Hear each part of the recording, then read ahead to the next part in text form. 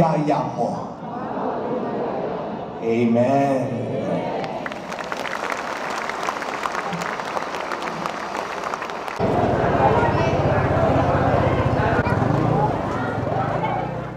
Ako si Tony Reo, sa 64 na o 44 years na ako namamanata dito sa kaya po binigyan mo ako ng lakas.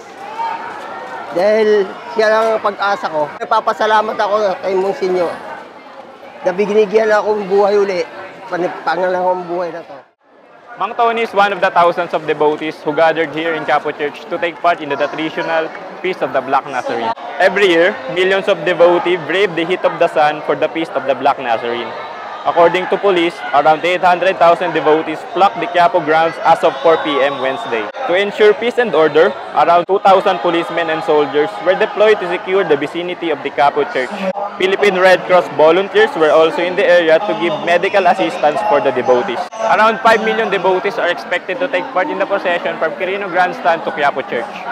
This is Daryl Yesguera reporting for Inquirer.net.